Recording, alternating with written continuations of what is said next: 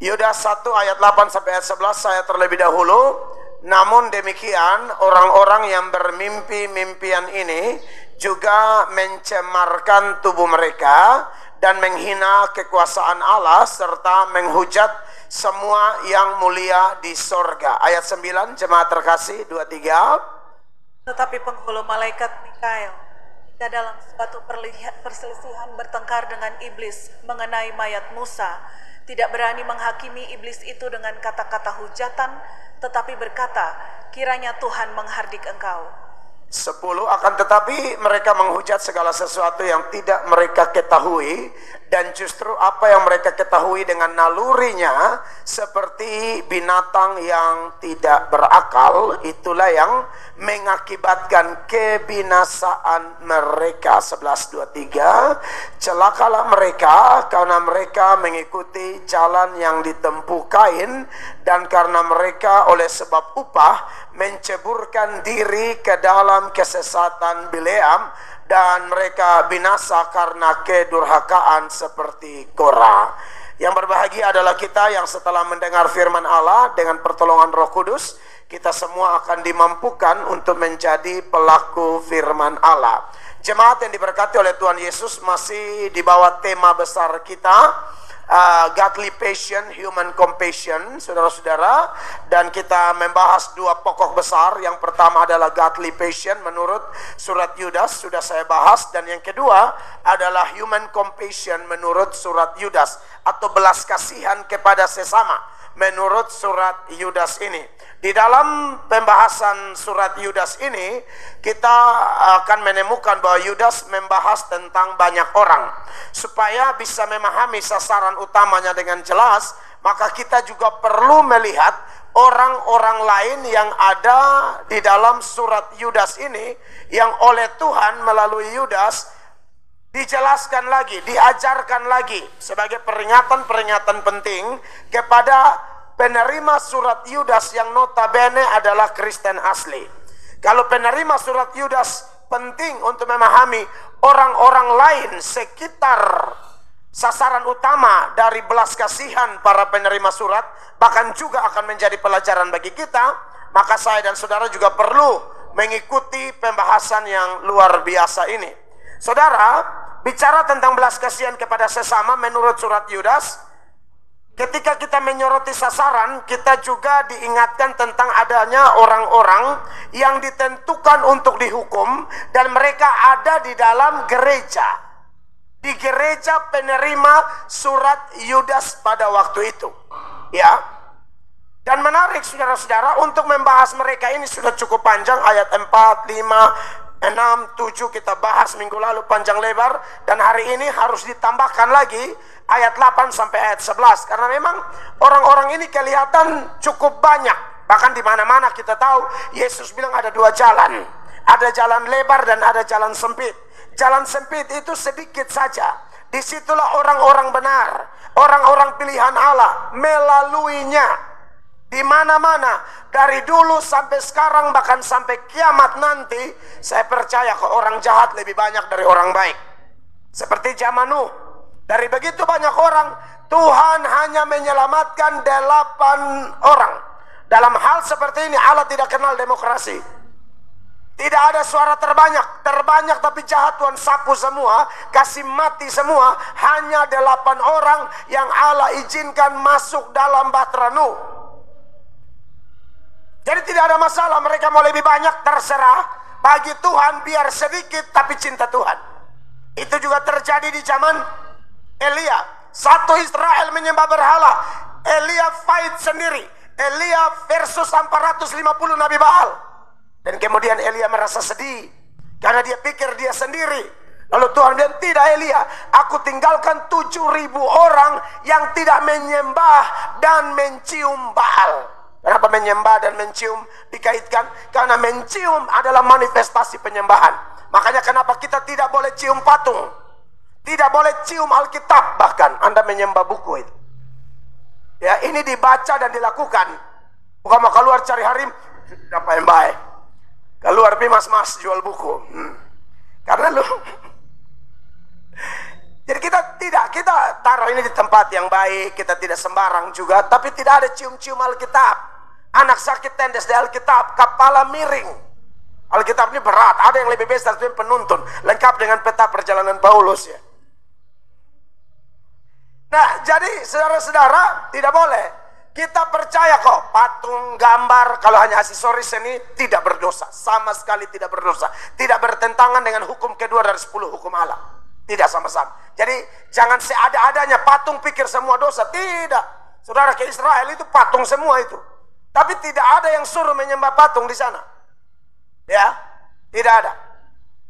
Nah, saudara-saudara, jadi ketika Elia merasa sendiri, Tuhan bilang, tidak, saya kasih tinggal kamu 7.000 orang yang tidak menyembah dan tidak mencium Baal. Ya, jadi walaupun mungkin kita yang benar lebih sedikit, tapi tidak apa-apa. Jangan merasa kesepian. Tetap ada orang-orang pilihan Allah yang Allah persiapkan untuk kita sama-sama saling mendukung, saling mendoakan, saling mendorong seperti Ibrani 10 ayat 24 di mana firman Allah berkata, baca sama-sama 1, 2, 3, dan marilah kita saling memperhatikan supaya kita saling mendorong dalam kasih dan dalam pekerjaan baik. Tetapi orang-orang Kristen palsu, nabi-nabi palsu yang ada di dalam gereja ini, Tuhan bilang di dalam ayat 11 dari Yudas 1 itu, dimulai dengan kata celakalah mereka. Kalau Tuhan bilang celaka, ini celaka betul. Kadang-kadang kita kalau ada emosi, kita kutuk orang, tidak terjadi karena kita bukan Tuhan dan kita tidak dipakai Tuhan untuk menyuarakan itu. Kalau Elia berkata tidak akan ada hujan 3,5 tahun kecuali kalau kukatakan, itu Elia dipakai Allah, makanya kejadian. Saya ulang-ulang dikutuk dulu, saya dan istri Monica banyak yang tidak setuju, mereka kutuk lebih dari 2-3 orang, tanda mulut kami, mereka tidak akan ada anak. Ternyata kami ada anak sampai minta Dokter Lawrence, apa dia nama Pak Dok? Steril. Tidak ibu gembala barana sampono in jemaat ini bepanas. Saudara lihat muka begini, ini mana sedikit mau lah. Saudara lihat coba baca. Ada sejarahnya, makanya bila lebih kunci su Bapak. Terakhir sana ada jemaat hanya bepuana.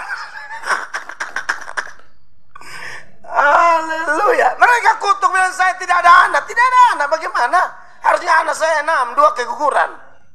Harusnya 6, hanya Betani suhut bakal keliling dulu-dulu di mana-mana. Anakku 4, makanya 4 saja. Dan 4-4-nya laki-laki.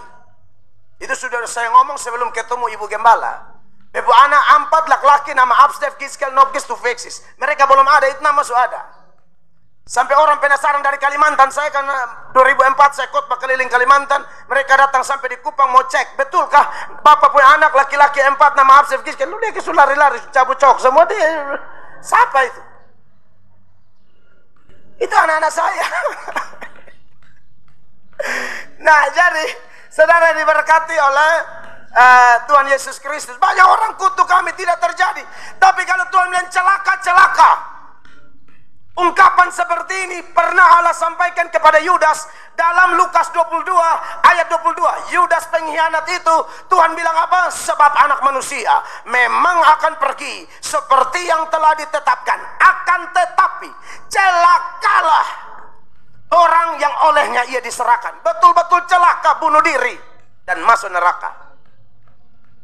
Jadi Bapak Ibu jemaat yang diberkati oleh Tuhan Yesus, kalau Tuhan yang bilang celaka, ini tidak main-main ini saudara-saudara. Ya. Nah, siapakah orang-orang yang disebut dengan istilah ini? Celakalah mereka.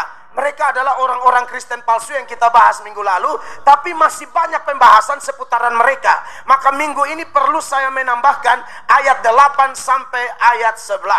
Siapakah mereka orang-orang yang celaka? Di ayat 8 dimulai dikatakan, namun demikian orang-orang yang bermimpi-mimpian ini. Orang-orang suka mimpi-mimpi.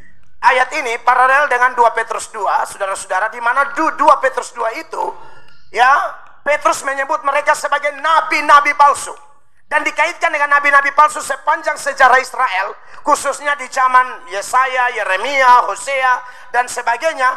Memang itu sering ada Nabi-nabi asli juga yang ketika menubuatkan sesuatu, melihat atau vision, lalu mereka seberangkan, itu kejadian. Itu hamba Tuhan benar. Tapi hamba Tuhan palsu, biasanya penglihatannya dan realitanya tidak sejalan alias meleset. Makanya saudara yang saya tidak larang minta dukungan doa, tapi anak Tuhan yang sudah belajar tahu hamba Tuhan yang benar kalau dia doa tidak meleset. Kalau dia bilang kau pun jodoh bule betul. Bule bagian tanya dari mana? Kolbano mama. Laku sengamasain. Lusu sekolah di Kolbano, TK di Kolbano, SMP di Kolbano, SMA di Kolbano. Kerja di desa di Kolbano, nikah dengan Kolbano lagi. Kalau bule betul. Tidak ada yang tidak bule. Itu hamba Tuhan benar. Dompetmu hilang, dia bilang nanti 3 hari ketemu. Ketemu betul. Mertua saya punya dompet sudah berapa banyak tahun. Tim doa bilang kembali, tidak kembali sampai hari. Mulai dari istri saya masih SD. Benar, tidak kembali. Bayangkan aja kalau itu dompet gambar kuda, kalau sampai kembali tinggal apa? Ekor, saudara. Nah inilah, makanya dalam Ulangan pasal 18 itu, ayat 20, jemaat baca, 1, 2, 3. Tetapi seorang nabi yang terlalu berani untuk mengucapkan demi namaku perkataan yang tidak kuperintahkan untuk dikatakan olehnya, atau yang berkata demi nama Allah lain, nabi itu harus mati. Kita tahu dari mana bahwa dia nabi asli atau palsu? Ayat 21 bilang begini, saudara-saudara, jika sekiranya kamu berkata dalam hatimu, bagaimanakah kami mengetahui perkataan yang tidak difirmankan Tuhan? Jawabannya di ayat 22, sama-sama 23. Apabila seorang nabi berkata demi nama Tuhan dan perkataannya itu tidak terjadi dan tidak sampai, dengar Bapak Ibu, maka itulah perkataan yang tidak difirmankan Tuhan. Dengan terlalu berani nabi itu telah mengatakannya, maka janganlah gentar kepadanya. Jadi orang yang bermimpi-mimpian ini menurut Yudas itu mirip dengan orang-orang kayak begini, seolah-olah ada kejelasan padahal tidak ada kejelasan. Seperti mimpi, mimpinya indah, pas kaget ternyata hanya mimpi. Ya, ternyata hanya mimpi. Mimpinya di Paris, kaget begini, pasar impres, ya kan? Jadi tidak sesuai kenyataan. Nah orang-orang ini memang seperti itu. Makanya di zaman Yeremia 23 itu ayat 25, saudara perhatikan ya, firman Allah yang begini, aku telah mendengar apa yang dikatakan oleh para nabi yang bernubuat palsu demi namaku dan mengatakan, aku telah bermimpi, ini mimpi palsu. Kalau hamba Tuhan seperti Yusuf, dia mimpi benar. Yusuf mimpi dan kejadian. Karena mimpinya adalah cara Tuhan berfirman pada waktu itu melalui mimpi Yusuf. Kalau ini tidak ada firman, hanya rekaan hati sendiri. Hamba Tuhan palsu, hamba uang, hamba cari keuntungan. Suka menakut-nakuti orang dengan mimpi, penglihatan, dapat lihat monster, ular lilit rumah, awan gelap. Yang orang datang dengan mobil mewah langsung pelangi. Ya ini model begini. Makanya kita selalu mengingatkan, saya dibesarkan dari persekutuan doa Bapak Ibu.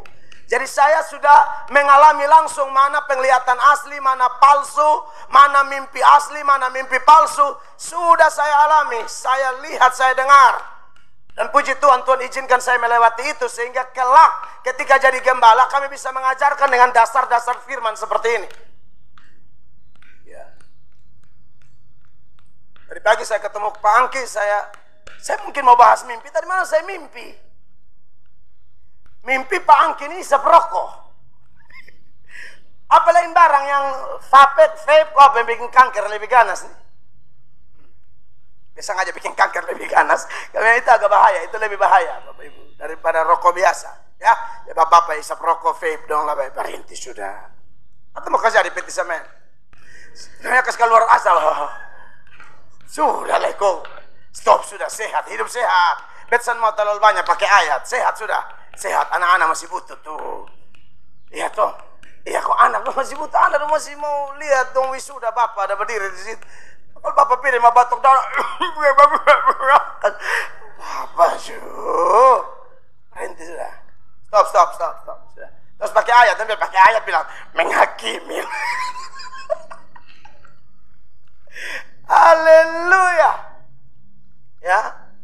Mimpi bangki pokoknya saya marah besar dalam itu mimpi. Kaget begini, tidak. Beta langsung bersyukur. Padahal di mimpi itu beta marah. Kemana beta sekretaris puasa di dalam itu mimpi itu beta panggil dia. Beta marah besar. Dan saya ini ketawa dia. Bagi mimpi masih baik. Beta istri mimpi. Beta selingkuh. Lu masuk bakalai dan jam 3. Beta aku ikut maleh. Lu mimpi main betul nanti. Pagi baru tembak lain. Saya kan dia mimpi ngana. Kau tahu lah. Lembaga itu begini mas baik, beta selingkuh. Malah ini mimpi lah. Ternyata mimpi itu hanya omong kosong, tidak sesuai kenyataan.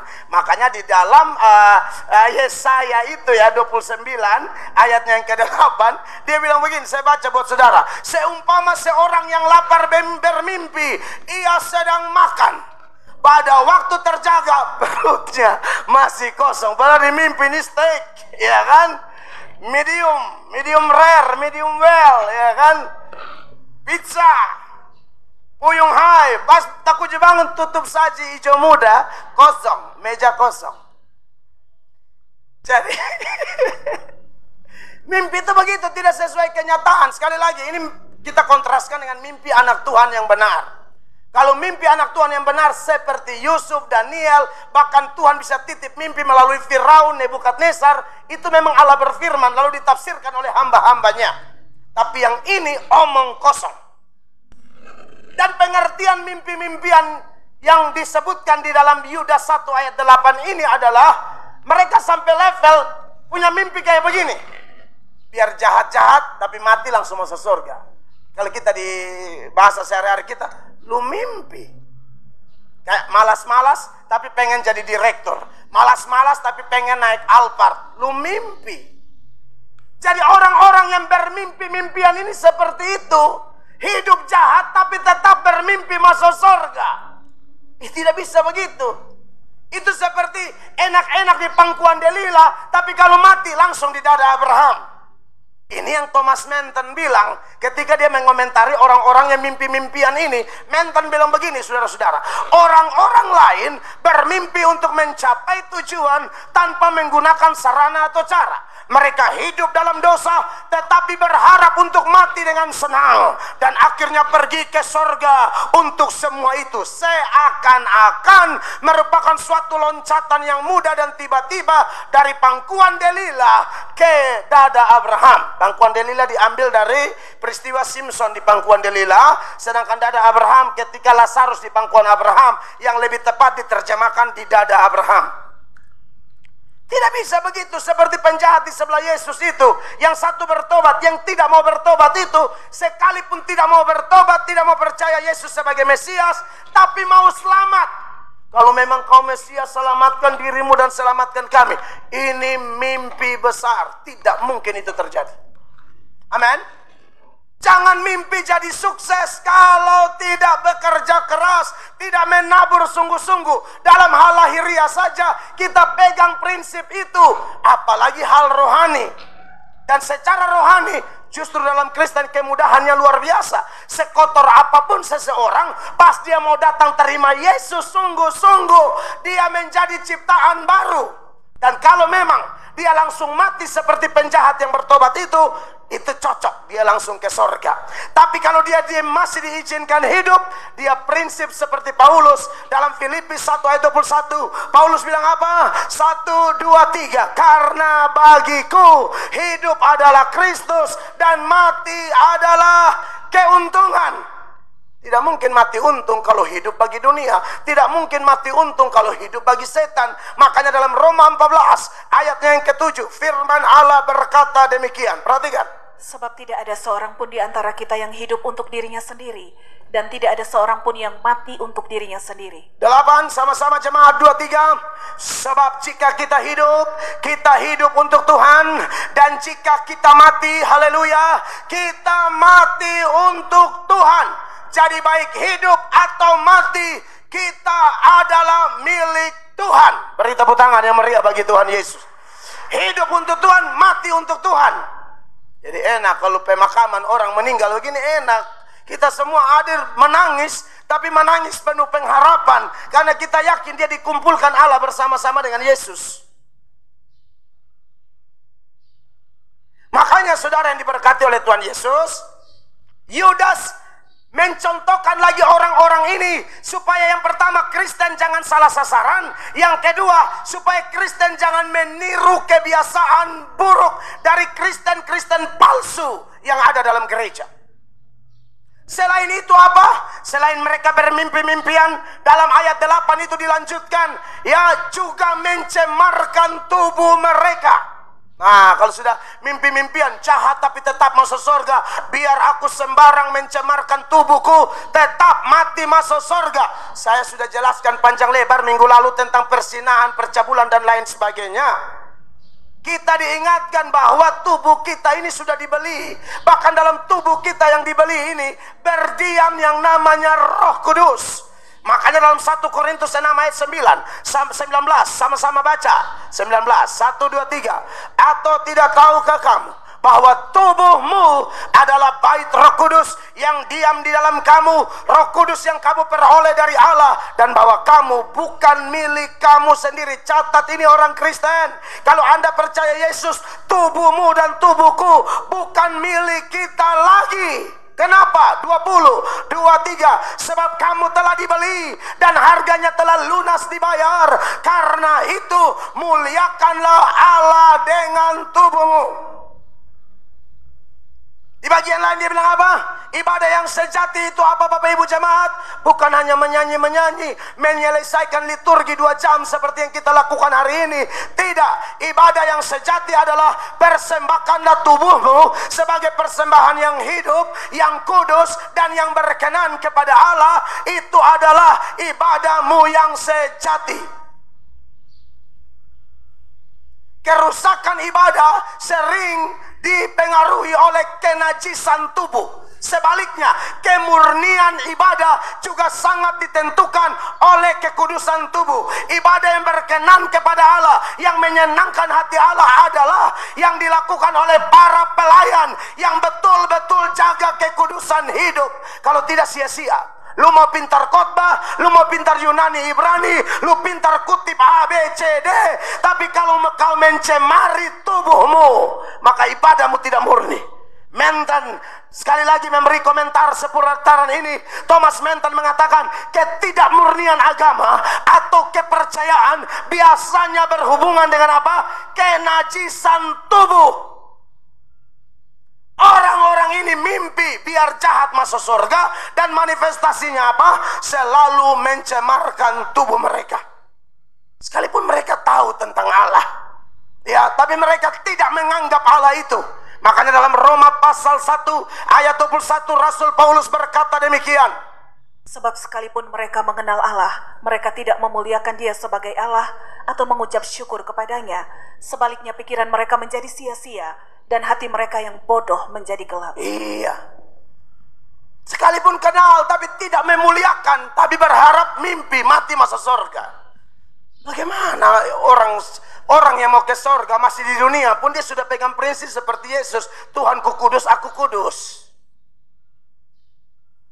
Amin Bapak Ibu terkasih. Jadi saudara yang sekali lagi ya sudah menikah, jangan coba-coba selingkuh. Yang belum menikah, pacaran baik-baik. Kalau kau pernah jatuh, bangkit. Rumah tangga yang pernah selingkuh, stop. Jangan main-main. Cukup sudah. Kita jangan bikin tumpukan kutuk tambah banyak dalam rumah tanggamu. Jangan, stop. Stop saudaraku, Tuhan mengasihimu. Saya khotbah keras bukan karena saya sentimen pribadi. Saya khotbah keras bukan karena saya ada benci atau saya mau share-share sapa-sapa. No, saya cinta saudara. Saudara domba-dombanya Kristus. Sang pemiliknya adalah Gembala Agung. Dia bawa Anda ke sini supaya kita nasihati, dan saya mau menasihati Anda dengan jujur dan tegas.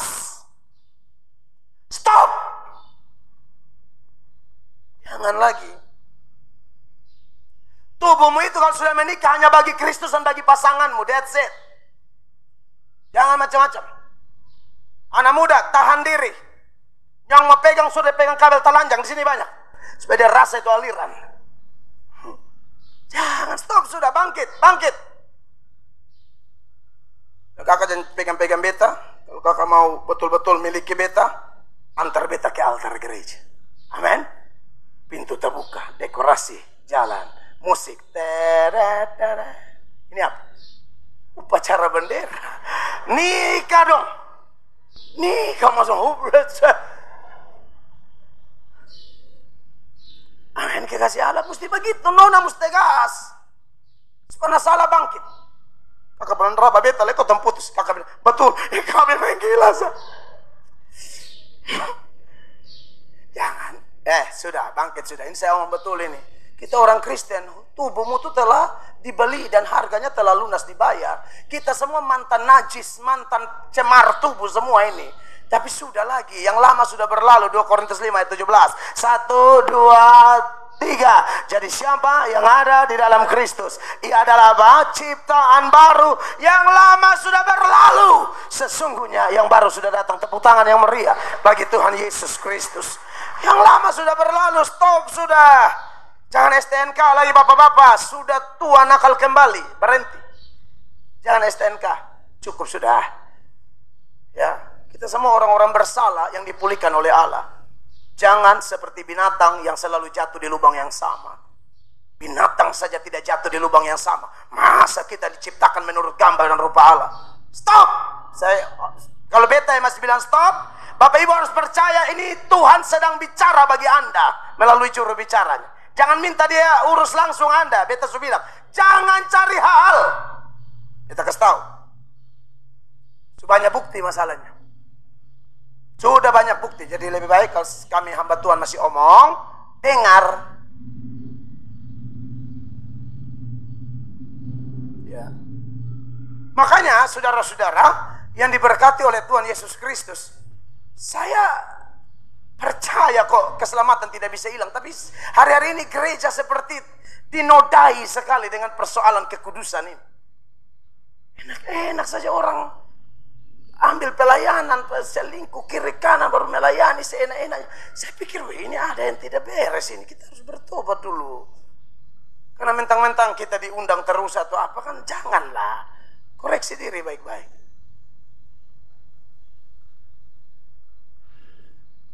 Ya, saya tidak mau kita hari Minggu seperti hari Minggu biasa. Oh tidak. Kita bukan datang main gila di sini, betul-betul ketemu merasakan hadirat Allah. Karena orang yang sudah disucikan oleh Allah, dia bisa rasakan dan dia bisa melihat Allah, kata Alkitab. Matius 5 ayat 8 bilang apa? 1, 2, 3. Berbahagialah orang yang suci hatinya, karena mereka akan melihat Allah. Kata hati di sini mewakili seluruh hidup kita. Ya, Alkitab sering pakai satu bagian untuk mewakili semua. Orang yang suci hatinya akan melihat Allah. Apa pengertian melihat Allah? Yuri Gagarin, seorang ateis, pernah injak kaki di bulan. Ya, itu kosmonaut dari Uni Soviet. Injak kaki di bulan dan dia pulang diwawancarai orang. Bagaimana di bulan sana? Dia karena seorang ateis. Dia berkata, saya sudah ke bulan. Saya lihat kiri kanan, sorga tidak ada, neraka tidak ada, Tuhan Allah tidak ada. Seorang pendeta membalas komentarnya di Quran. Dan pendeta itu berkata, kamu tidak lihat apa-apa karena kamu bantuan O2. Tadi kalau kau lepas, kau langsung masuk neraka. Ini kan dimensinya rohani. Bukan kasat mata. Pikir lu lihat bulan dan pikir surga di bulan sana. Terlalu dekat itu. Elon Musk juga bisa ke sana bolak-balik. Kirim roket supaya bikin rumah di Mars mungkin. Mungkin saya kenal dia juga ya. Pemilik Kilakaleda saya jarang ketemu. Omongnya gitu lagi. Nah. Saudara yang diberkati oleh Tuhan Yesus. Tapi kesaksian Jim Irwin, ketika dia injak kaki di bulan, dia seorang anak Tuhan, dia bilang apa? Ketika aku injak kaki di bulan, aku tersungkur karena aku merasakan kehadiran Allah. Jadi melihat Allah maksudnya kapan saja, di mana saja kita merasakan kehadiran Allah. Dalam rumah tangga Allah hadir, dalam bisnis Allah hadir, dalam ekonomi Allah hadir, dalam sakit penyakit Allah hadir, dalam problema apapun Allah hadir. Dalam liturgi ibadah seperti ini harusnya 2-3 orang berkumpul sepakat, Yesus ada di tengah-tengah kita. Jadi ibadah tidak boleh sama. Datang boleh ada beban, datang boleh stres, datang boleh berdosa, pulang dengan kelepasan. Amin. Beda dengan orang-orang seperti ini, ya, mimpi-mimpian mencemarkan tubuh, hidup tambah jahat. Dia bagian lain, Paulus juga membahas orang-orang jenis ini dalam 2 Timotius pasal 3 mulai ayat 1. Paulus bilang begini, saudara-saudara, ketahuilah pada hari-hari terakhir akan datang masa yang sukar. Jemaat, 2-3 ayat 2. Manusia akan mencintai dirinya sendiri Ya. dan menjadi hamba uang. Mereka akan membual dan menyombongkan diri. Mereka akan menjadi pemfitnah. Ya. Mereka akan berontak terhadap orang tua dan tidak tahu berterima kasih, tidak mempedulikan agama. Tidak peduli agama. Diberkatilah Anda yang hari Sabat Anda peduli sekali. Dari Sabtu istrimu sudah siap. Bapak ingat besok hari Minggu. Bapak mau pakai baju mana? Pokoknya mama pilih. Ini kok Bapak? Bukan itu. Tadi bilang mama pilih. Bapak juga gara-gara otak koslet. Bapak pilih sendiri biar mama setrika.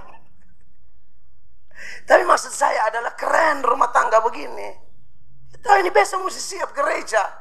Kita sudah kerja cari berkat dari Senin sampai Sabtu. Minggu istirahat. Dan saya pernah singgung ini. Berkat di hari Minggu yang Anda dapat dalam ibadah bisa mengalahkan berkat yang Anda cari dari hari Senin sampai hari Sabtu. Karena kalau dia bilang istirahat, intim sama dia, tidak mungkin dia tidak melakukan sesuatu yang terbaik bagi anak-anaknya. Terima kasih buat Anda yang pedulikan agama. Sedangkan orang-orang jenis begini tidak mempedulikan agama. 3. Tidak tahu mengasihi, tidak mau berdamai, suka menjelekkan orang, tidak dapat mengekang diri, garang, tidak suka yang baik. Ayatnya yang keempat saya baca, suka mengkhianat, tidak berpikir panjang, berlagak tahu, lebih menuruti hawa nafsu daripada menuruti Allah. 5 sama-sama 2-3. Secara lahiriah mereka apa? Menjalankan ibadah mereka, tetapi pada hakikatnya mereka memungkiri kekuatannya. Jauhilah mereka itu. Ibadah tapi tidak rasa apa-apa. Harusnya rasa apa-apa. Ibadah apapun itu. Kalau saya ini tidak peduli mau banyak orang, sedikit orang, saya suka ibadah. Makanya saya di kaum pria itu, walaupun agendanya adalah mendengar kesaksian bapak-bapak. Waduh, kami dengar, kami diberkati luar biasa. Di sini biasa dengar khotbah bla bla begini. Dengar bapak-bapak bersaksi pengalaman hidup, pemulihan, segala macam. Aduh, kami senang sekali. Ibu-ibu bersaksi itu biasa. Bapak-bapak bersaksi itu tanda-tanda kiamat. Artinya sudah kan nih, saudara. Di MS Inggris mulai bangkit. Saya kasih tahu saudara ya. Wah, kemarin hanya minggu kesaksian. Enak banget kesaksiannya. Ya, ada yang kesaksian anaknya juara 2 dunia, tingkat dunia matematika. Gereja di sini. Orang tuanya didik baca Alkitab, walaupun mereka masih didik baca Alkitab. Itu anaknya Pak Roy Vanggedayat, juara 1 masih nono. 1 sampai 5 anak NTT semua. Dunia dulu masih ada dari negara-negara lain. Sekarang Indonesia 55, 1, 2, 3, 4, 5. Kupang dan nomor 2 ada di sini. Kita berdoa bahwa anak-anak ini bikin heboh dunia dan orang-orang tuanya boleh melihat bahwa iman yang mereka pupuk tidak akan pernah sia-sia. Apa yang kau tahu kau tuai. Dan ada sejumlah kesaksian lain luar biasa, kami diberkati. Ada lagi yang ujian P3K, baru baca soal tentang undang-undang, saya pusing saudara-saudara. Wih, ini apa lagi nih? Pada waktu isi nilai keluar berapa? 442. 400 itu kan tinggi. Benar, terlalu banyak, nilai tinggi sekali. Ini pasti mujizat, karena kalau otak saya sudah tidak masuk ini undang-undang dasar negara kesatuan Republik, waduh, tidak bisa. Tapi dari mana 442 itu? Mujizat. Nah, kebetulan satu bapak ini ada ikut yang periode berikut. Saya bilang, jangan pakai ini, lu baca. Jangan bilang mujizat juga, baca Pak. Tidak lulus yang kesalah, kau Tuhan dia tolonglah saya. Baca, ini memang subarat. Kau bahas itu, baca. Di batas akhir kekuatan Tuhan datang dengan kuasanya. Haleluya.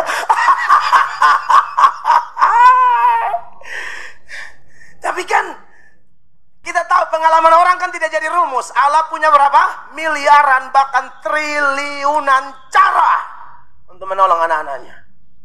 Punya banyak cara. Jangan atur Allah cukup satu cara. Bukan cara kita kawan di kantor atau bapak di kesaksian. Oh tidak, semiskin itu ke Allah. Kadang dia memberkati Elia dengan apa? Sungai Kerit, ya kan? Berenang orang satu-satu Israel resesi, Elia resepsi. Kok sana ada hujan toh? Sana ada yang minum. Ini bukan minum, berenang belakang di sungai. Selam ini ikan botok. Ini saya menggambarkan saja. Saudara jangan bayang mana ada Elia. Ini kan namanya pengkhotbah, dia kadang-kadang ada imajinasinya. Ya tuh pernah enak. Sungai kan air tawar, botok tawar. Saudara kalau pergi Israel makan ikan petus, ikan apa? Mujair. Sore-sore burung gagak su antar roti dan daging. Tiba-tiba sungai Kerit kering. Tuhan mau bilang apa sama Elia? Kamu harus bergantung pada aku, bukan pada Kerit atau pada gagak. Ada waktu Kerit stop, gagak stop. Amin. Lalu Allah kekurangan cara? Tidak. Dia pakai janda yang semua mereka mati. Itu Allah. Jangan pikir kalau dulu dia pakai pengusaha kaya, nanti dia bantu Anda pakai pengusaha lebih kaya lah. Belum tentu. Ya sampai dia pakai janda, dia pakai papa lele, dia pakai pemulung, dia pakai siapa suka-suka dia. Caranya selalu dahsyat luar biasa dan pasti berhasil. Jangan framing Allah semau kita.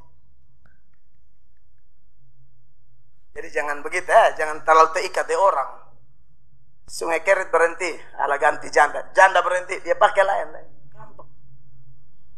Kalau maunya kita, Kerit jangan kering, gagak jangan kering. Kalau bisa 14 tahun begitu. Sore tinggal helebar, gagak lu sudah datang nih, kau bayangkan saja. Roti, panas, daging enak.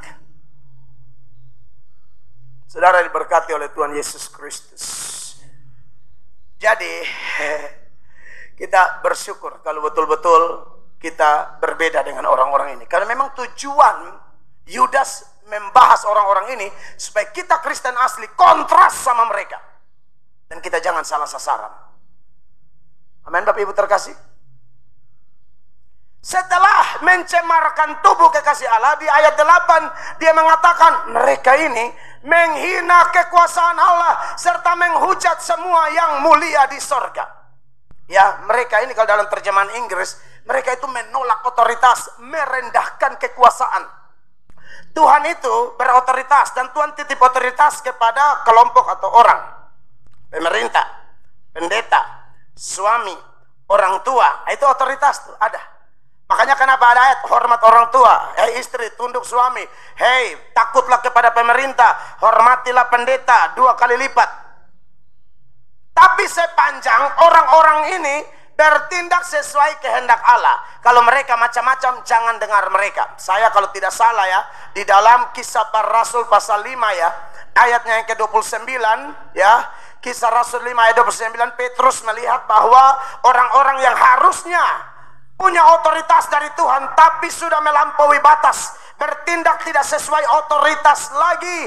Maka Petrus bilang, untuk kalian jenis ini kami tidak akan hormat pada kalian. Makanya Petrus berkata, tetapi Petrus dan rasul-rasul itu menjawab katanya, kita harus lebih taat kepada Allah daripada kepada manusia. Karena mereka ditekan begitu rupa, ada pressure yang begitu rupa supaya mereka jangan lagi memberitakan Injil. Oh, dalam hal ini kalian sudah melawan Allah, kami tidak akan taat kepada kalian. Kita taat pemerintah sepanjang pemerintah sejalan. Kalau tidak boleh demo, kasih turun mereka semua. Boleh. Bila perlu saya pimpin demo. Kalau sudah mulai aneh-aneh. Taat pendeta sepanjang pendeta ajar benar. Pendeta betul-betul berjaga-jaga atas jiwa Anda. Melalui doanya, melalui pengajarannya, melalui nasihat-nasihatnya. Mungkin hanya WhatsApp atau telepon. Atau sapaan-sapaan penuh hormat yang pendeta mau berikan, hormat dia. Tapi kalau dia sudah aneh-aneh begitu, jangan. Apalagi ajar mulai menyimpang. Sebab Ibrani 13 ayat 17 mengatakan itu, saudara. 1, 2, 3. Taatilah pemimpin-pemimpinmu dan tunduklah kepada mereka. Sebab apa? Mereka berjaga-jaga atas jiwamu sebagai orang-orang yang harus bertanggung jawab atasnya. Penyelamat jiwa Tuhan Allah. Untuk berjaga-jaga atas jiwa-jiwa, Tuhan pakai pendeta, pakai hamba Tuhan. Dan saya yang ngomong ini, kalau ternyata saya tidak melakukannya, tidak usah hormat saya. Ternyata saya tidak mendoakan Anda, ternyata saya tidak mengajar dengan jujur, jangan hormat. Saya tidak mau gila hormat. Tuhan saksiku, apakah aku dan istri tidak mendoakan jemaat setiap hari, bukan Rabu dan Kamis, setiap hari. Karena saya tahu ini ayat. Kalau saya mau dihargai, tolong lakukan porsimu. Berjaga-jaga atas jiwa mereka. Ya, tetapi orang-orang di ayat 8 ini tidak peduli yang beginian. Mereka tidak hormat hamba Tuhan. Saudara-saudara, terima kasih buat Anda yang hormat. Kami tidak gila hormat, tapi aturan surganya sudah begitu. Bahkan untuk kami yang berkhotbah ini hormatnya 2 kali lipat. 1 Timotius 5 ayat 17. Sama-sama baca. 1, 2, 3. Penatua yang baik pimpinannya patut dihormati 2 kali lipat. Terutama siapa? Mereka yang dengan jeripayah berkhotbah dan mengajar. Dan puji Tuhan, banyak orang sampai level pejabat pun menghargai ini. Saya bukan tim sukses apa-apa, tapi saya cerita dari beberapa bapak. Saya salut sama gubernur kita yang sekarang. Menurut saya dia orang rendah hati. Dia bukan satu iman dengan kita, tapi untuk urusan pemerintahan kan kita tidak peduli mau agama apa, mau Islam ke Hindu, Buddha ke, pokoknya pemerintah ditetapkan Allah. Amin. Itu beda masalah di situ, beda soal di situ. Natal Golkar, saya khotbah di kediaman pribadi beliau di Oebah. Di situ saya salut dia. Betapa saya merasakan waktu itu saya masih lebih muda dari ini lagi. Kosong jaket-jaket berbulu begini. Main-main. Tapi saya lihat gubernur kita yang sekarang ini, hormat sekali. Saya Protestan, dia Katolik. Dia undang saya bicara. Dan saudara tahu kalau di depan pejabat, tak usah jelaskan. Itu tidak berubah. Tuhan Yesus tidak berubah, saya juga tidak berubah. Dalam hal menyampaikan firman. Kerasnya minta ampun. Dia minta terima kasih, dia diberkati, dan sikap menghargai hamba Tuhan itu luar biasa. Ada satu kali timnya telepon saya, minta mau pakai gereja untuk acara mereka. Saya bilang, saya tidak kasih kalau itu. Sebab jemaat nih warna beda-beda toh. Ada yang biru, ada yang merah, hijau, ya kan? Jadi saya bilang, untuk gereja tidak, untuk pakai acara begitu tidak. Ya Bapak mohon. Dia udah siap, aman toh. Rendah hati. Diberkatilah Anda pejabat-pejabat yang tidak petantang, petenteng, dan tidak menghina hamba Allah. Lebih baik kami bicara keras daripada Tuhan yang pukul keras. Apakah mereka ini sempurna? Pasti tidak.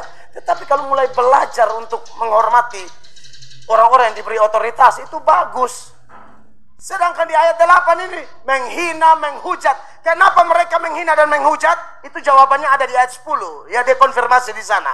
Di ayat 10 dari Yudas 1. Akan tetapi mereka menghujat segala sesuatu yang tidak mereka ketahui. Hujat Tuhan, hujat malaikat, dan lain sebagainya. Hujat gereja, hujat ini segala macam. Karena mereka tidak paham. Makanya beberapa jemaat di sini sering sharing sama saya, Pak, saya baru masuk, langsung satu Pak bilang, haleluya, itu olok tuh. Ini dia melatok pun orang. Ayah. Terus ini ibu bilang, ini kan yang omong nih orang gelar tinggi-tinggi. Pak, bisa bercanda yang lain. Kenapa jadi bawa-bawa haleluya? Jadi bawa-bawa nama pendeta, apa jangan mau bercanda, kita bercanda lain aja. Wajar-wajar aja.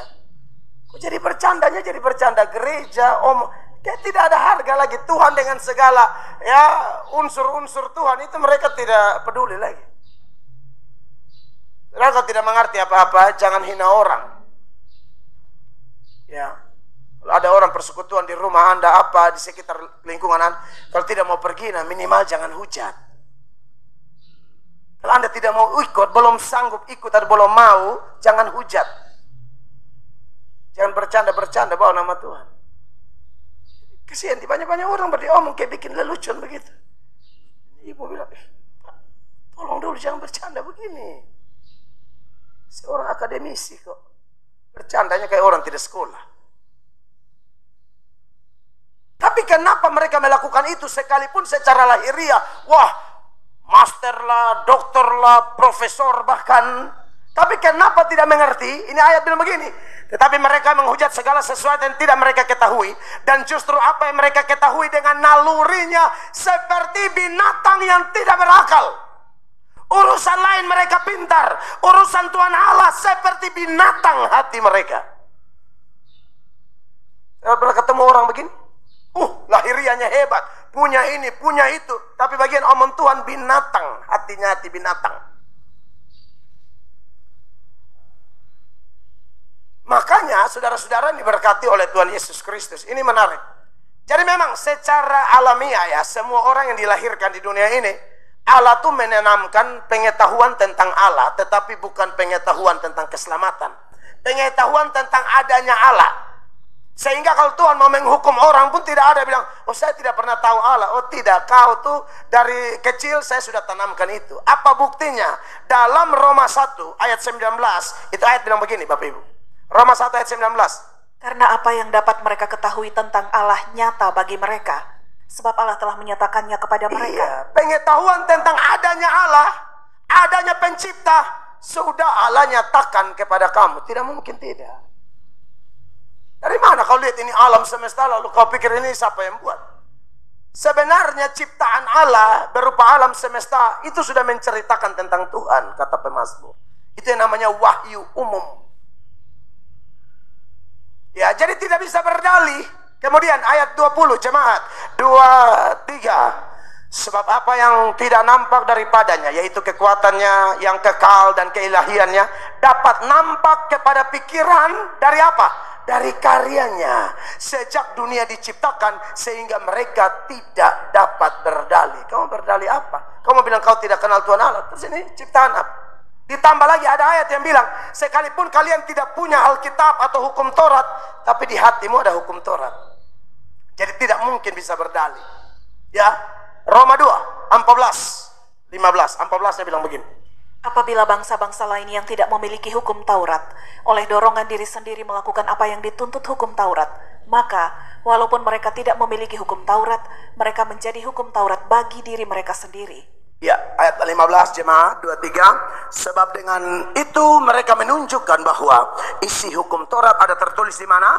Di dalam hati mereka, dan suara hati mereka turut bersaksi dan pikiran mereka saling menuduh atau saling membela. Jadi jangan alasan, bisa pernah baca Alkitab, waktu itu tanam di hati.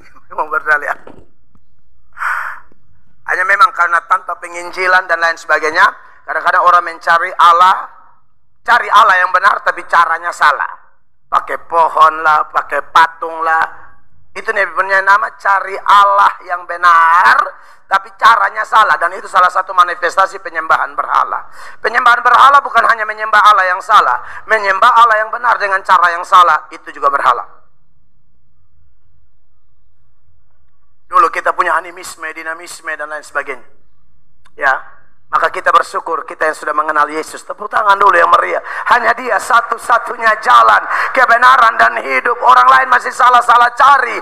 Hanya tulis di hati. Anda sudah dapat buku lagi, dapat penjelasan lagi, kena altar call lagi, segala macam lagi, diingatkan dari minggu ke minggu lagi.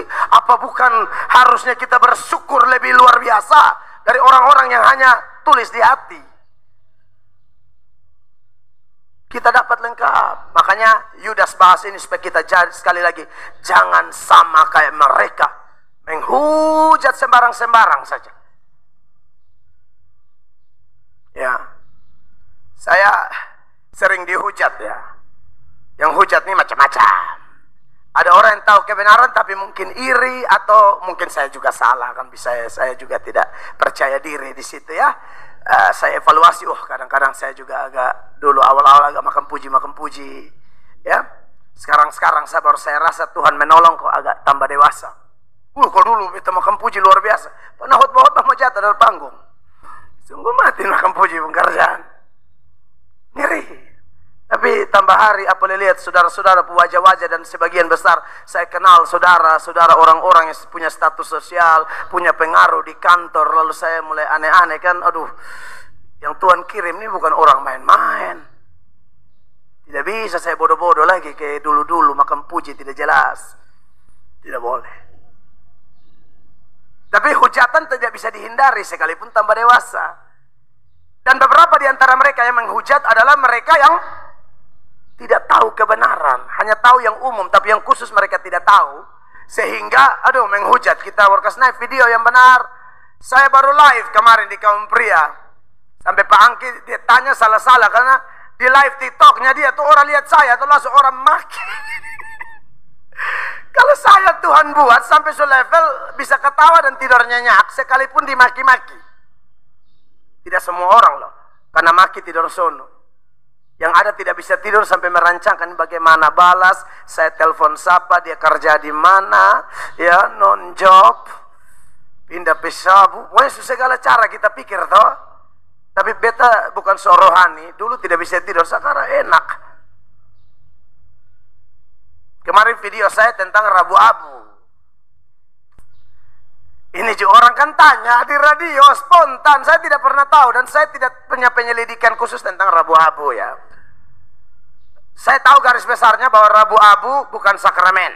Ya, itu hanya ritual yang dimulai daripada abad ke-8 dan seterusnya. Tetapi di kalangan Protestan tidak semua, hanya gereja Anglikan, beberapa Lutheran, mayoritas tidak. Bahkan secara tegas beberapa teolog seperti Zwingli, Calvin, John Knox, mereka semua menolak. Begitu. Tapi saya tahu itu setelah saya menjawab dan saya mencari tahu. Puji Tuhan, kurang lebih jawaban saya tidak meleset lah. Begitu kan? Tapi wah itu hujatan tuh luar biasa. Saya bilang Rabu Abu kan cuma ritual. Yang notabene sakramen yang melambangkan pertobatan yaitu baptisan aja. Masih ada orang yang salah dalam hal baptisan. Bertobat tidak jelas, tapi beri diri dibaptis seperti Simon dalam Kisah Rasul 8 Anda baca sendiri ayat 12 ayat 13. Di situ dia beri diri dibaptis, atau baca saja, jangan baca sendiri. Biar baca sudah ada jadi sekalian sudah. Kisah 8 12. Tetapi sekarang mereka percaya kepada Filipus yang memberitakan Injil tentang kerajaan Allah dan tentang nama Yesus Kristus.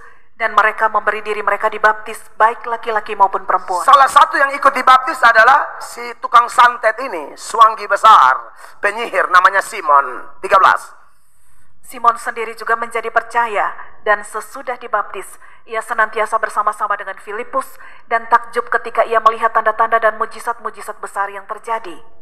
Jemaat sudah diajarkan di sini bahwa Alkitab itu kadang-kadang mencatat seolah-olah fakta, padahal bukan.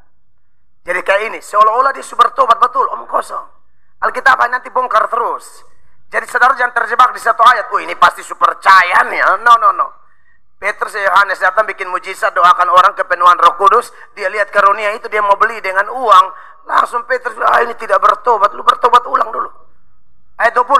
Jemaat baca 1, 2, 3. Tetapi Petrus berkata kepadanya, binasalah kiranya uangmu itu bersama dengan engkau, karena engkau menyangka bahwa engkau dapat membeli karunia Allah dengan uang. Ayat 21 sama-sama jemaat suara keras. Tidak ada bagian atau hakmu dalam perkara ini, sebab hatimu tidak lurus di hadapan Allah. Baptis, omong percaya, hati tidak lurus. Apalagi cuma ritual-ritual. Makanya saya bilang di Protestan tidak ada. Kalau di agama lain seperti Katolik pakai, biarkan itu. Katolik punya ritual, kita tidak usah tiru-tiru. Kalau itu hanya simbol pertobatan, yang Tuhan tuntut bukan simbol. Kau harus bertobat betul. Jangan bertobat begini-begini nih. Hatimu tidak lurus di hadapan Allah. Lalu ayatnya yang ke-22, Petrus tegas lagi. Jadi bertobatlah dari kejahatanmu ini dan berdoalah kepada Tuhan supaya Ia mengampuni niat hatimu ini. Jadi Tuhan itu tidak menuntut penyucian lahiriah. Ini kayak orang-orang Yahudi. Selalu, makan cuci tangan, harus cuci ini, cuci itu. Yesus bilang, kau munafik. Kalian tidak pernah bertobat. Bertobat itu dari dalam, bukan dari luar. Makanya saya bilang, saya tidak tertarik dengan ritual-ritual lahiriah. Bahkan sakramen baptisan pun kalau ikut arus, bahaya. Lu harus mengerti kenapa lu dibaptis. Bukan sembarang-sembarang. Habis baptis lalu mempermainkan permain dan dosa sembarang-sembarang. Tidak bisa begitu. Dalam konteks sakramen aja ada yang salah. Apalagi cuma ritual-ritual. Jadi saya bilang yang mau ikut-ikut, kalau kami mayoritas tidak ikut lah. Ya. Karena banyak orang yang penyucian selalu omong lahiriah padahal tidak bertobat. Tetap selingkuh, tetap sembah berhala, tetap putar balik.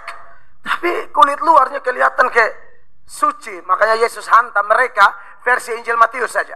Matius 15 mulai ayat 8. Dan nanti Yesus punya teguran nih, murid-murid bilang begini. Seolah-olah pakai bahasa Kupang. Tuhan omong terlalu keras tuh, orang sutar suka tuh. Tuhan jadi batu sandungan Nah ini kadang-kadang saya kalau khotbah yang terlalu keras, banyak yang takut dan bilang, pakai Jason saja. Hati-hati saudara kasih masukan, cek baik-baik, mengerti firman dulu baru kritik saya. Saya tidak anti kritik. Yang saya ngomong kebenaran baru pengecut. Satu lu bilang, Yesus juga begitu. Nih, coba Anda baca Matius 15 ayat 8. Jemaat suara keras supaya mau dengar. 1, 2, 3. Bangsa ini memuliakan aku dengan bibirnya, padahal hatinya jauh daripadaku. 9 saya, percuma mereka beribadah kepadaku, sedang ajaran yang mereka ajarkan ialah perintah manusia. 10 jemaat, 2, 3. Lalu Yesus memanggil orang banyak dan berkata kepada mereka. Ayat 11 saya, dengar dan camkanlah, bukan yang masuk. Karena mereka selalu persoalan, nanti kalau masuk kita jadi najis apa. Yesus bilang apa? Dengarkan dan camkanlah, bukan yang masuk ke dalam mulut yang menajiskan orang, melainkan yang keluar dari mulut, itulah yang menajiskan orang. Yang masuk dalam mulut ini difilter ya, jangan alkohol justru bilang. Yang penting masuk, tidak menajiskan, jangan Yang melawan firman tentu tidak masuk di sini ya.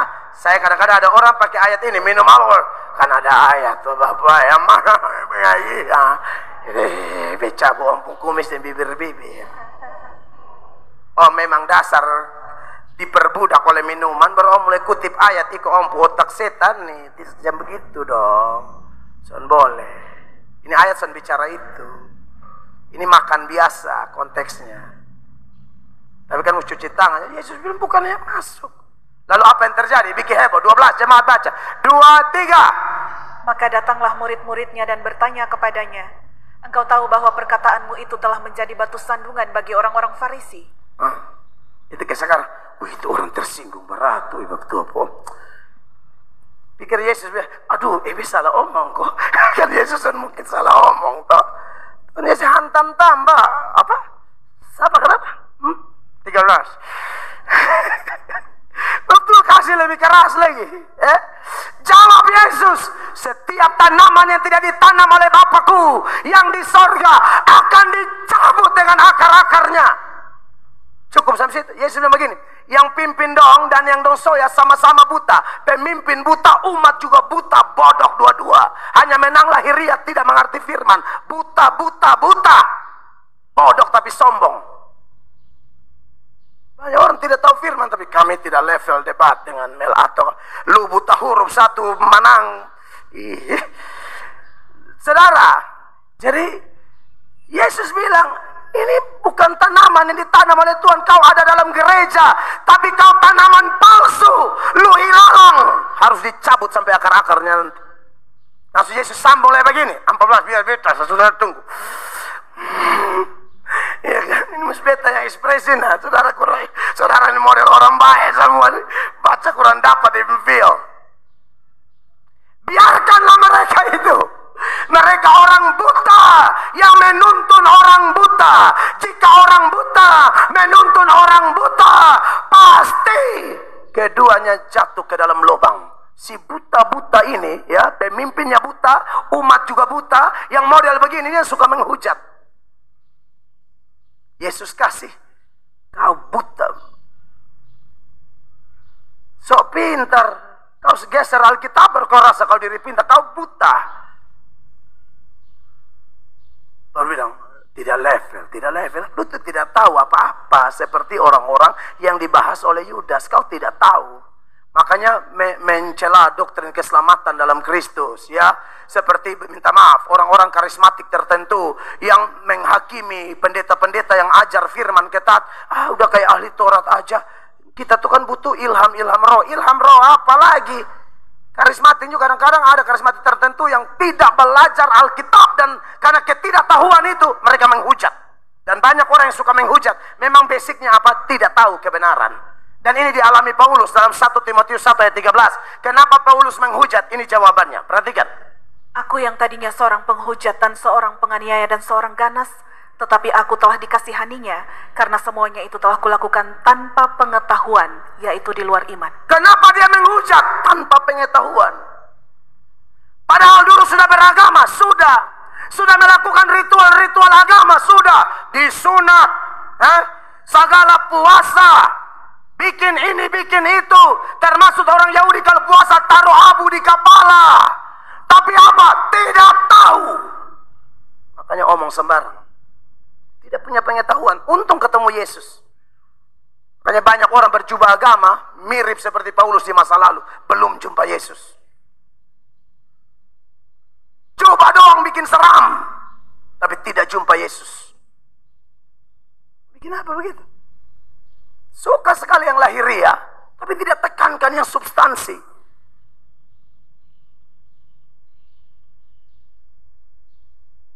Saudara yang mau nikah di sini, saya tidak anti Anda punya bapak saksi dari gereja lain, asal jangan agama lain.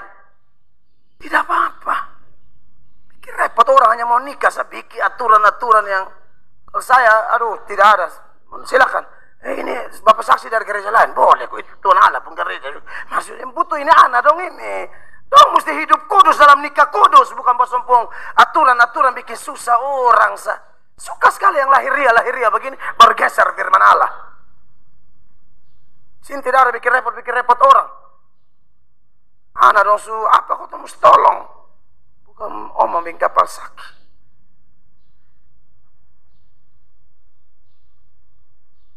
Jadi, Bapak Ibu jemaat yang diberkati oleh Tuhan Yesus Kristus. Makanya Tuhan kasih contoh. Ini orang-orang tidak tahu nih bisa menghujat seenaknya. Padahal Mikael dengan malaikat bertengkar, Mikael tidak bisa hujat sembarang. Di ayat 9 itu contohnya, 9. Tetapi penghulu malaikat Mikael ketika dalam satu perselisihan bertengkar dengan iblis mengenai mayat Musa, tidak berani menghakimi iblis itu dengan kata-kata hujatan, tetapi berkata, kiranya Tuhan menghardik engkau. Iya, ini Yudas angkat untuk mengkontraskan orang-orang ini yang menghujat karena ketidaktahuan. Malaikat yang Tuhan kasih keistimewaan aja tidak hujat sembarang. Paling-paling batasannya jelas. Kiranya Tuhan menghardik engkau. Artinya apa? Kasih penghakiman di Tuhan. Tetap ada kecaman tapi ada batas. Dan tidak bisa juga kita Kristen berdebat sampai bakalahi, bapukul, tarik celana berstan kuda-kuda begitu, tidak bisa. Ada pendeta tuh rapat-rapat langsung bilang, lu mau jadi nah jadi. Begitu sudah, mau bakalahi pendeta dalam sinode tertentu. Jadi kita janganlah, kalau mau khotbah keras khotbah saja, jangan bakalahi. Kita semua masa lalu tukang bakalahi, sekarang di gereja kita bakalahi, tidak usah. Saya hanya kerasa kalau orang tempeleng kita tidak mungkin pembalasan pendeta melatok, tidak ada itu. Orang tempeleng juga tanya lapor polisi siapa paling. Iya ngapain balas? Peperangan kita bukan melawan darah dan daging. Jadi ada batasannya di situ ya. Ini yang tahu aja punya batasan, yang tidak tahu membabi buta. Dan mereka itu saya sudah mau tutup karena hanya sampai ayat 11. Ada 3 contoh yang diangkat di dalam ayat 11. Dikatakan begini, celakalah mereka karena mereka mengikuti jalan yang ditempuh Kain. Saudara ingat Kain? Banyak hal tentang Kain. Iri hati, pembunuhan. Tapi yang paling menyolok adalah habis ibadah langsung bunuh orang. Jadi kita yang pulang ibadah nih hati-hati ya. Kadang-kadang habis ibadah langsung ke Kain. Selesai persembahkan korban langsung bunuh adik. Setelah bunuh, Tuhan tanya, di mana adikmu? Apakah aku penjaga adikku? Itu kalau doktrin dosa, jelas di sana. Kalau ada dosa, harus diselesaikan sampai akar-akarnya. Datang mengaku terima Yesus. Kalau tidak, dosa itu akan beranak cucu dosa. Untuk menutup dosa selingkuh, dia pakai apa? Dosa tipu. Lu selingkuh, lu sembarang sa. Padahal betul. Yang selingkuh pun ada lebih tinggi lagi. Janganlah kalau, makanya saya bilang, stop sudah. Lu selingkuh? Iya sayang. Ini selingkuh betul. Kau teman aku salah, kau tipu salah. Iya, bapak salah. Maaf Ibu kalau ada suami model begini, engkau harus percaya dia berubah. Harus dukung dia. Ada ibu-ibu yang suami sudah, mama mengaku, tahu betul kau sonde. Jangan begitu dong ibu. Optimis sedikit, ibu juga otak karena mana. Lagi semangat aku, ini bukan dia pelokor, tetap sayang papa sonde. Hanya Tuhan yang tahu.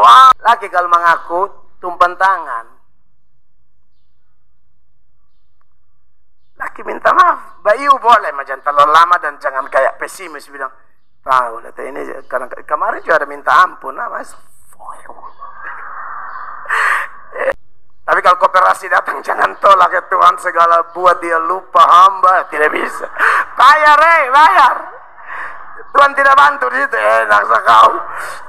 Mentang-mentang suruh doa, asal orang tagih utang, buat dia lupa, buat dia tidak kenal hamba ya Tuhan, dalam nama Yesus, blank. Tidak bisa begitu dong. Menceburkan diri dalam kesesatan Bileam oleh sebab upah. Ini dosa karena uang. Ingat, akar segala kejahatan karena cinta uang. ASN, bedengar ada pemangkasan dana. Apa leh? Tapi tenang. Tadi Besu bilang, Elia toh. Tenang. Jangan gara-gara itu. Sini betul betul. Jangan kemudian jadi hamba uang, mulai putar otak, tipu daya kiri kanan. Tidak boleh. Kerja lurus, makan gaji yang ada, percaya. Kalau 5 roti dan 2 ikan bisa kasih makan 5.000 orang lebih. Saudara pun gaji yang berapa tuh Tuhan akan berkati. Saudara makan, ikut suntuk habis-habis. Oh iya, mujizat masih ada. Jangan takut. Doakan presiden kita. Amin. Tak usah ikut demo-demo, jelas. Doa. Tuhan tolong Pak Prabowo suka apa lah Tuhan jamaah, ya kan? Supaya mantap, betau kok PNS pergumulan luar biasa. Putar otak. Semua PNS buka kios. Maksudnya mulai ada tindakan begitu. Apa kek. Saya bisa tunggu gaji, Bapak Ibu PNS, putar otak. Bibit Sule, ini firman. Bileam tuh jatuh karena uang. Hati-hati ya, akar segala kejahatan cinta uang. Dan yang terakhir, dan mereka binasa karena kedurhakaan Korah. Saudara tahu siapa Korah? Ini kelompok pemberontak yang bawa masa demo Musa secara membabi buta. Bilangan 16 ayat 1 dan seterusnya. Ayat 1 jemaat suara keras. 1, 2, 3. Korah bin Besar bin Kehat bin Lewi beserta Datan dan Abiram anak-anak Eliab dan On bin Pelet, ketiganya orang Ruben, mengajak orang-orang. Ayat 2 sama-sama jemaat untuk memberontak melawan Musa beserta 250 orang Israel, pemimpin-pemimpin umat itu, yaitu orang-orang yang dipilih oleh rapat, semuanya orang-orang yang kenamaan. Jadi ada mau kudeta Musa. Mereka pikir Musa nih angkat-angkat diri. Ayat 3 kelihatan tuduhan mereka 2-3. Maka mereka berkumpul mengerumuni Musa dan Harun serta berkata kepada keduanya, sekarang cukuplah itu. Segenap umat itu adalah orang-orang kudus dan Tuhan ada di tengah-tengah mereka. Mengapakah kamu meninggi-ninggikan diri atas jemaat Tuhan ini sampai Musa datang merendahkan diri di hadapan Allah? Mana pernah saya meninggikan diri? Dulu saya dijaga kambing, Tuhan yang pilih saya. Itu Kemel Atok ada bingung di Epura sana. Allah jamaah saya menjadi pendeta. Jadi kami tidak angka-angka diri di sini. Tuhan yang angkat, Tuhan yang kasih tugas. Tapi kelompok iri hati ini mulai memasuki gereja ibaratnya begitu dengan membawa perpecahan. Akhirnya Musa dapat konfirmasi dari Allah. Tuhan bilang kumpul semua mereka. Dan saya yakin Tuhan bicara sama Musa. Kau lihat nanti, kalau mereka mati wajar, berarti kau yang salah. Memang kau angkat-angkat diri. Tapi kalau mereka mati tidak wajar, bumi terbelah dan telan mereka hidup-hidup, berarti kau benar, mereka memang pemberontak. Langsung ayat 28, saudara-saudara. Perhatikan jemaat. Sesudah itu berkatalah Musa, dari hal inilah kamu akan tahu bahwa aku diutus Tuhan untuk melakukan segala perbuatan ini, dan hal itu bukanlah dari hatiku sendiri. 29 sama-sama jemaat. 2, 3 jemaat.